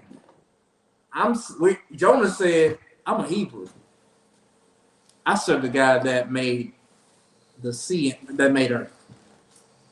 And when they heard that, they're like, oh, that's not the God that we serve. Right. I can see why he's mad at you. You've definitely done something if you serve the God that created the sea and the dry land, and you're a Hebrew, which meant something back then. All right, talk about we talked about Jonah, right? What color is Jonah? Just in your head, just off the moment, not before I said this. Before I said this, what color was Jonah? Was he black? I'm gonna be honest, he wasn't black when I was even reading it. He was a Caucasian to me. I don't know why. He was light skinned at the very least. For me, I'm just being honest. For me, and I'm not saying he wasn't for you. I'm not saying he wasn't black, like you said. I'm saying I have been in America so long that whenever I think of Jonah, I've never seen a black man. I can honestly say I wasn't reading this like, yeah, this dude is a brother. I know he a brother because he an Israelite, he a Hebrew, but I never made him in my head a brother. He's always been, I'm not saying that he wasn't always for you. I'm telling you about my truth. Well, coming out of the well, and you know what I'm saying, probably in my digestive juices and all that, he probably was like a little bit pale or something. You know what I mean? Or, you know what I mean? He was so weak to me. I never gave him a color. I was just all like at the end of the story where he like, that gore, why'd you get rid of it? I cared about that gore. Like I just never made him Puerto Rican. I never made him native. I never made him elite. Just me personally. I'm not saying he was a white man. I'm saying he never was black in my mind. In my mind, when I think of Jonah, I don't never see, oh man, nigga like Tyler Bob is tough. Because he was so soft in the beginning. He ran away from his duty.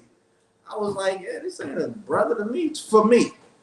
You know what I'm saying? Whatever he was in your head, that's fine. I'm just being honest with you about my visual of Jonah. I had to remember, oh, he's a brother. I had to, while I was just talking, I had to remember, oh, this nigga is not white. This nigga is a brother just like us. Because his spirit was so weird to me. Like he knew the Lord was merciful, and yet he ran from his duties. I wouldn't do that. That's why he was white to me. Like, why would you run from that?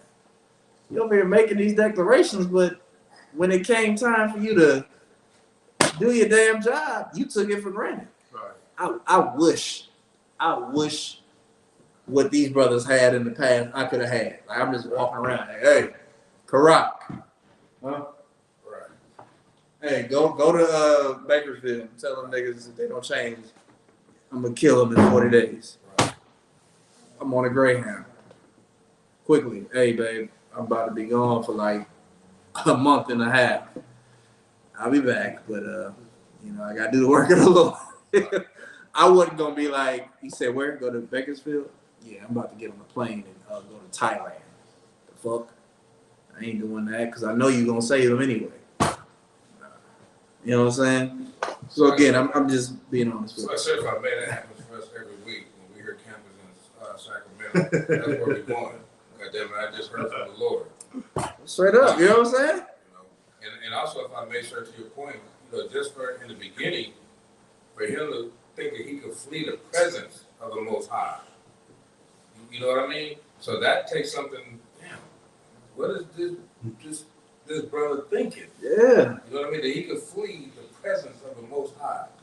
And he know who God is. Exactly. Like, we know everything about this story. And even in the moment that the captain woke him up like, hey, what you doing, man? Come out here and worship your God so you can see who did this. Go ahead, talk about it. And just to piggyback off what Dadawa just said, you know what I'm saying, from to be swallowed by a whale. Yeah. You know what I'm saying? That's gotta be like the strangest, you know what I'm saying, thing, or the most, you know what I'm saying, weirdest thing to happen to a man. You know what I mean? Like, or maybe uncommon or something. Absolutely. Like, just swallowed by a whale. But Just sitting there thinking about what you did. right, You know what I mean? we're gonna keep reading, but what the wildest part about it is only 5% of the sea has been discovered by the white man. Right. And then 95% of the ocean has not been discovered. So anytime people think it's weird that a man could be swallowed by a big creature, like General Hyman said, if I had this full bottle and I flipped it upside down in a cup, there's still going to be air in the top. A full bottle, there will still be air, which means I could, and me, in comparison to this bottle, is tiny. I could go up in this, inside a whole whale, and I'll be up here and breathing air. And people will be like, I'll tell people, yeah, I was in a whale for 3 days. Bullshit. No, I was. I got regurgitated, but I was literally up here on the bottom of a ship. Huh. They just brought out how that African was in I saw that that video. shit. You know how scary that is? Like 3 days. You know how fucking slide. You know how scary that would be to be like, I'm gonna die, and then all of a sudden you see lights coming up, and then camera crew. And you like, now let me tell you something. Right? Yeah. If some white people save me in that moment, I'd be hard to prove on the Israelite. I'd be like, they'd be like, the white man is a devil. The Bible says, no, I was kind of on a capsized ship. You have to fight me. Listen, Jeffrey's a good white. Please leave him alone. Well, let it be on my plantation. I take good care of you, Jeffrey, because you saved me when I was But you could live, and people deny the power of the Lord. The Lord didn't do that on accident. Right. And that's the thing. It's so much science. Nigga, it's bacteria that's killing ants. Right. Like the Lord set it up that ants could never overpopulate the planet because there is a bacteria when there's too many of them that will naturally grow and take over their brain like a parasite. And they will die, and it will fungus will uproot out of their bodies. And it's population control. Like And in the same spirit, there are pockets underneath deep sea where there's air and there's snakes. Snakes down there giving birth to other snakes underneath the sea, or capsized boats with people that only died because a rescue crew didn't come there, but they was alive the whole time. But they just couldn't. They 500 leagues under the sea. Even if they held their breath, they not getting to the top. They gonna die a league. I think how much is a league? Let me see, real quick. That's heavy. Go ahead, speak on it. I was just thinking about just like how you said, like our brother, his whole well, I don't know if he's your brother, but the whole ship was flipped over and sunken. And when them cameras came up underneath there and saw, he was just like he was at home. he wasn't really bothered, you know what I mean? And he had room though. When you think of the pockets, you think of your lips is the only thing that's gonna be out. Right. But he was African. The Hamite had at least water up to his chest, right. but he had that much air for a pocket. You know what I mean? Let me look. At sea, a league is 3 nautical miles, which is 3.452 miles, 5.556 kilometers. But you're not holding your breath for that long. I don't give a damn if you had buoys on your arm. Go ahead. So he was a league under the sea? I'm just saying if you were more than from the floor to the roof of this building, you're not holding your breath that long. You're just not. I couldn't do it. I couldn't. I think the longest I was watching Fear Factor. I think a white boy held his breath for 4 minutes and 52 seconds. That's not even 1/2 of a mile. Not even close. You're not move your body. The only way your body rises to the top is if it's a lot of salt in the sea, right? And it is an ocean, but it ain't like Salt Lake City, where it's just so much salt you can't go underwater and do anything. You're gonna float up. If you're in the ocean, something gonna eat you before you get to the top if you're too far down. It's gonna be like, oh, what's up? Well, hello, mother guy. And it's gonna take a chunk out of you. You know what I'm saying? It's gonna be like, oh, snap. It's a human being. Oh, snap! I ain't seen a human. But you know what I'm saying. But for him to suffer what he was doing, like he serves the God that created heaven. He serves the God of heaven that created the earth and the sea, the dry land and the sea. He's like, I'm a servant of the God that created all of this. And they knew when they heard that, oh, yeah, you the problem. Keep going. Verse 10. Khan. Then were the man exceedingly afraid. Oh, snap. Keep going. And said unto him, why hast thou done this? Why have you put us in this position? Why are you gay? Like, I'm not gay. You are gay. It was like, what are you doing? There's something wrong with you. Keep going. God, for the man knew that he fled from the presence of the Lord because he had told them. Meaning the story he told them was like, yeah, you the absolute problem here. Damn, what did he tell you to do? He told me to go to Nineveh and tell them to repent, or in 40 days he's gonna kill everybody. And I was like, nah, I ain't gonna do that. So I hopped on this boat. Man, you the problem. Keep reading. Then, verse 11. Then said they unto him, what shall we do unto thee, that the sea may be calm unto us? For the sea wrought, and was tempestuous. Man, it was bad. It was just rocking from side to side. It was angry. It was, while I'm talking to you, water just like in that airplane carrier. If the door's open, I'm trying to talk to you, I can't hear nothing because all I'm hearing is and wind blowing. Like, what can we do? What are we doing? That's what they was dealing with. It was just bad. It's a scene from a damn movie in 2023. That's just like, oh my God. I'm getting seasick just watching. Keep going. Verse 12. And he said unto them, take me up and cast me forth into the sea. So shall the sea be calm unto you. For I know that for my sake this great tempest is upon you. I know it's as bad because I'm with y'all. So if you want to fix the problem, you're just going to have to throw me overboard. Keep reading. Verse 13. Nevertheless, the man rowed hard to bring it to the land. They was like, man, no, we ain't about to throw you over. Hey, let's get on these rowers. They started rowing hard. Why? So they could bring it to the land. Keep going. But they could not. For the sea rough and was tempestuous against them.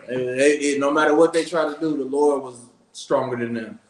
Because it was the angel in the wind, in the tempest. The angel was blowing. The angel saw them rowing. He was like,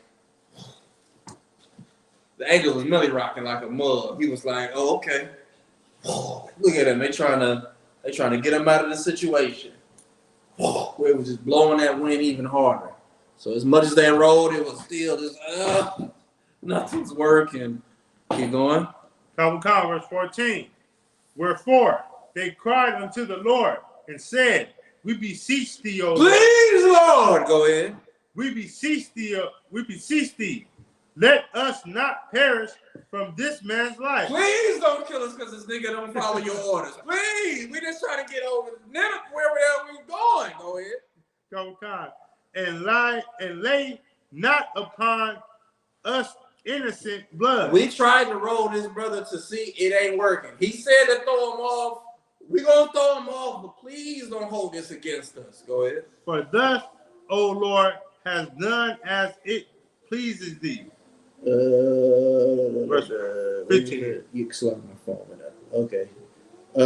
For thou, O Lord, hast done as it pleased thee.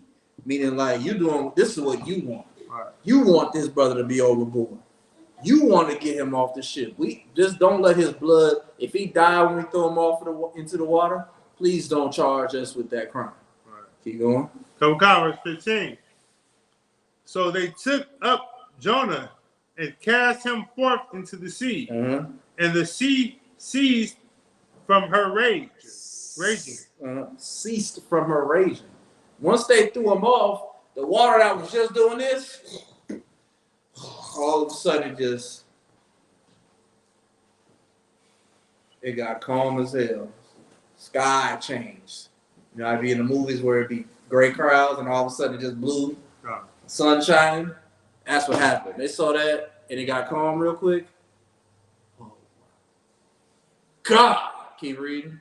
Then the man feared the Lord exceedingly and offered a sacrifice unto the Lord and made vows. So are these men priests of the Lord? Can they make a sacrifice to God? No, but they are. This is what a convert looks like. This is a convert. It's somebody that saw the Lord do something for or to an Israelite and say, I don't never want to run up against this guy right here. They was like, oh snap. There is a real God, man. He told us. He served a God that created the sea and the dry land. He told us if we throw him off the boat, it's going to stop. The minute we threw him off the boat,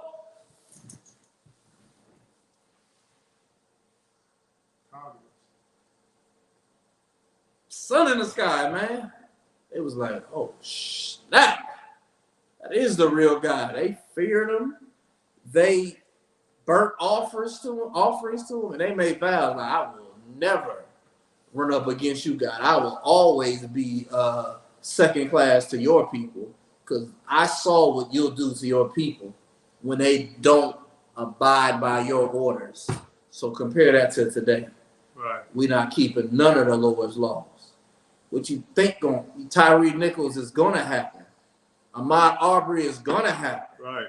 Emmett Till, Tamir Rice.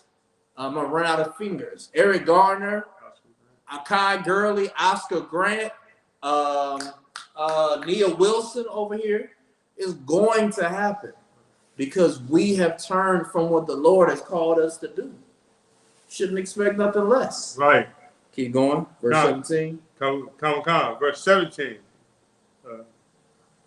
Verse 17. Now the Lord has prepared a great fish to swallow up Jonah. Mm-hmm.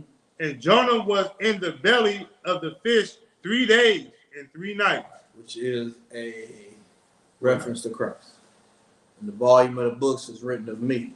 Christ was 3 days and 3 nights in the tomb. He had died for our sins, and he, you know what I'm saying? He was risen from the dead, but he did 3 days. Nonetheless, and Jonah did the same thing. Think about how you ever been. I was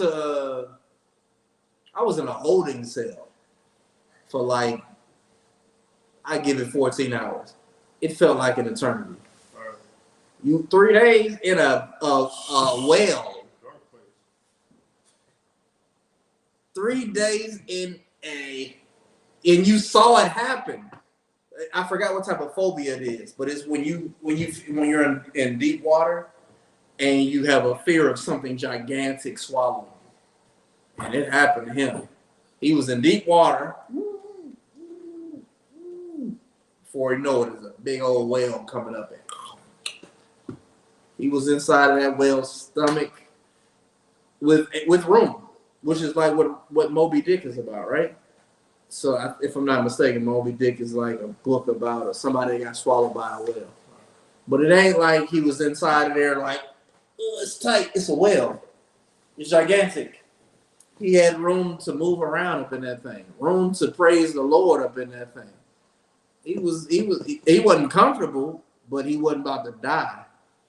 And you know, who knows what kind of, I'm pretty sure that whale that was in there probably was eating some red snapper. If it ate him, it probably got some salmon from time to time. He probably ate some sushi. You know what I'm saying? He wasn't in there 3 days without eating and drinking. I mean, pretty sure he didn't drink none of the whale water. But you understand what I'm saying? He wasn't in there just starved. But also 3 days ain't really that long to not eat or drink. I said, if I may, you know, it says Yahweh prepared the great fish. So who knows? He could have had drink. You don't know, but I'm just saying. I mean, yeah, it could have been something up in there. Jonah's, I would have liked to talk to Jonah. If I could have talked to anybody in the Bible, I'd be like, hey, Jonah, who's up in there? He'd be like, oh, they was buried treasure. It was a PlayStation 5 up in there. Like a PlayStation 5. Yeah, man, I had Wi-Fi, played Call of Duty, Black Ops. It's like if I may, you know, you wouldn't want to come up. Your description was so so vivid. You know, like I said, you thrown over the ship. You're probably holding your breath, thinking you're getting ready to die. Yeah. He didn't know that the damn well was there. To the point where you can't hold your breath no more. It's like, there's air in here. You know what I mean? But it's like, I mean, it's that. It was a whale. It was a great fish. Prepared, which means the Lord. How long do you think you could last if somebody threw you over the water, Talibah? In a ship in the middle of the ocean, how long you think you could have treaded water?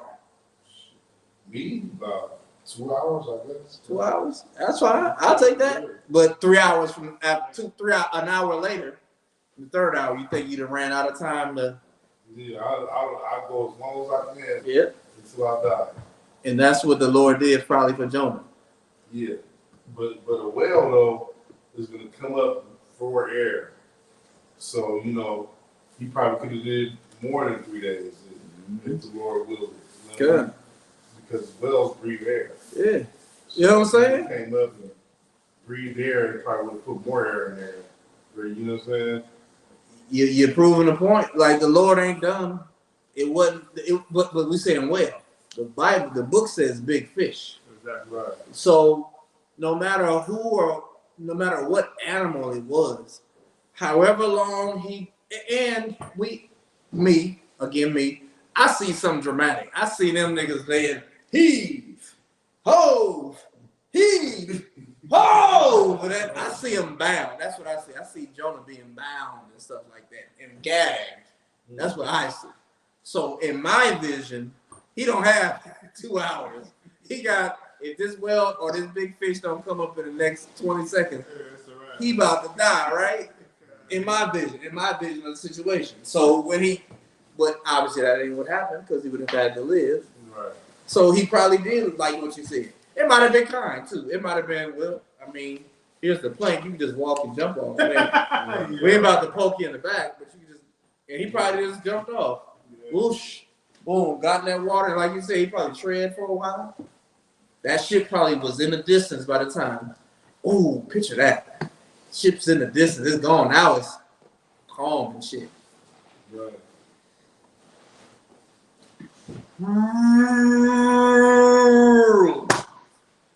Go ahead, tell us about it. Nah, but the Lord knows, like only the Lord knows what kind of fish or whatever it was that swallowed. Yeah. Like if even if it wasn't one. Right. You know what I mean? Because What's the whale that be coming up like that? Ain't the sperm whale? Sperm whale be the one that be coming up in it. Humpback be coming back and knocking like mouses off his back or whatever. Yeah, but it shoot up out of the water, right? Yeah. But ain't no telling, you know what I'm saying, what kind of fish it was. You know what I'm saying? No telling. We still discovering. Right. Like I said, 5% of the ocean has been discovered. So whatever animal came up there, it took Jonah up, and he was in the belly of that fish 3 days and 3 nights, man. Like wherever the hell I was going with this scripture, I went there. But that's the service. That's probably the best visual of serving the Lord. It's if you run from him, he's not. You can't run from the Lord. Right. And even in a situation that for other people would be perilous, it's not going to be perilous for you. You're going to do whatever the Lord wants you to do. It is your fate. It is your destiny. Don't let Terminator 2 and Sharon Connor make you feel like you can avoid either of the two. You can't. You're destined to be whatever the hell you're supposed to be as the Lord presents you. Outside of that, any questions, any comments, anything anybody wants to say? I just make a comment. In the beginning of the chapter, it says Jonah knew that the Most High was merciful, right? And him being swallowed by the fish that the Most High prepared, right? That was merciful. Damn right. So just like you said, when a brother gets the order to go to camp, do whatever it is that the Lord wants us to do, and we don't do it, it's merciful to get swallowed up by a fish as opposed to him just killing us. Okay. And another form of mercy from the Lord is that's your trial. Like Job, excuse me. That's your trial. This is your season to suffer and find out at the end of the suffering, are you going to serve the Lord? I would tell you, I'd rather my report be at places where everybody else would have given up. This nigga didn't give up. I pray that I pray you understand that. I hope that's what you get in your trial. Man, don't give up on the Most High because the Lord ain't gave up on you. That's right. You know what I'm saying? Let you, if you came this far, man, then going back, bro, you get my respect. But if you leave after you've come this far, brother, you get none of my respect. I'd be like, hey, man, don't even worry about this pussy, man. Yeah, whatever. They went all the way to the top of Mount Everest with me and didn't want to climb down. We got up here, we got to get down too. So, to hell with a helicopter, man. Let's do this on our own. The way we did this on our own. Because I'm going to get to the bottom of the mountain. And anybody that didn't make it with me, you're trash. Anything else, though? No, sir. All right, with that, but Israel, Amaju.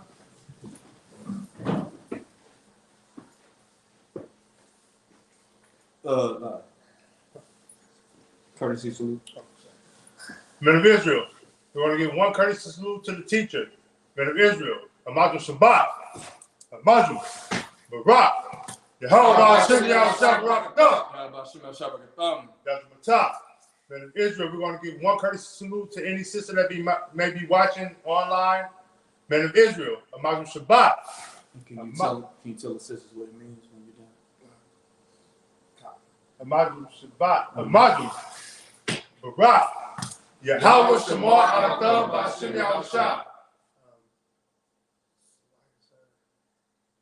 What it means is the Most High watch over you in the name of Christ.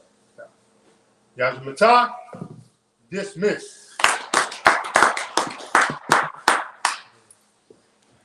You want to show his